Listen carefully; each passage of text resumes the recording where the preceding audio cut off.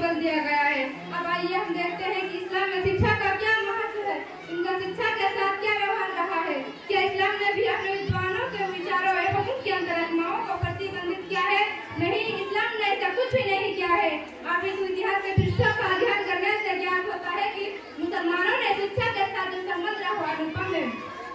उन्होंने शिक्षा की जो सेवा की, जिस प्रकार शिक्षा का प्रचार एवं प्रसार किया, वो सूर्य की तरह प्रज्वलित है। इस्लाम ने शिक्षा के क्षेत्र में जो न्याय प्रदर्शन किया, उसका एक छोटा सा उदाहरण सन 2 हिजरी में जब 313 मुसलमानों ने बदर के युद्ध में 1000 शत्रुओं को पराजित करके उनके 70 व्यक्तियों को बंदी बना लिया, तो प्यारे नबी सल्लल्लाहु अलैहि वसल्लम ने कायदियों से कहा है कि तुम मदीना के 10-10 बालकों को पढ़ना लिखना सिखा दो, यही तुम्हारी सजा होगी। इस्लाम में शिक्षा का महत्व समझने है कि पवित्र कुरान का पठन अवतरण ही संपूर्ण है, जिसमें ईश्वर का संदेश है कि इक़रा बिस्मि रब्बिकल लज़ी खलक़ खलक़ल इंसाना मिन अलक़ इक़रा व रब्बुकल अकरम अल्लज़ी अल्लमा बिल कलम अल्लमल इंसाना मा लम यअलम।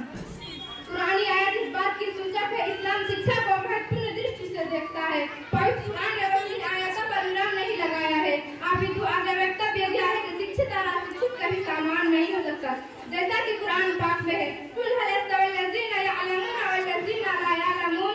इसका तात्पर्य यह है कि शिक्षा एक ऐसा सर्वश्रेष्ठ संपत्ति है जिसने मनुष्य को सर्वोत्तम प्राणी की उपाधि प्रदान किया।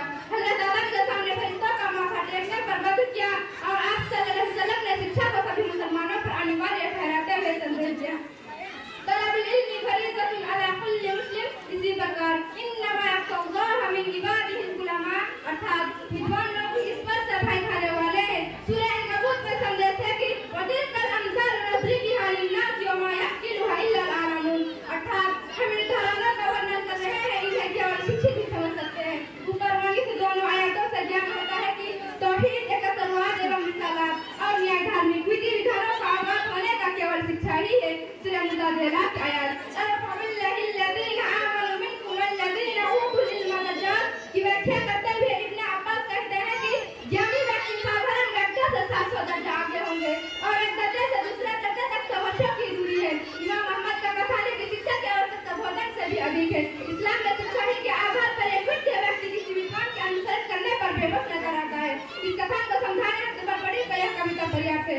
अल-इल्म यस्अलु अन विषय पर कमा यदिशवाद अल-कमर, अर्थात शिक्षा शिक्षित व्यक्ति के हृदय को उस प्रकार उज्ज्वल करती है जिस प्रकार चंद्रमा घंटों प्रकाश अंतर को प्रकाशित करता है। हदीस में लाभदायक शिक्षा का प्रकार समझ बताया गया है तथा शिक्षा ही का कारण विद्वानों को अल्लाह के नजदीक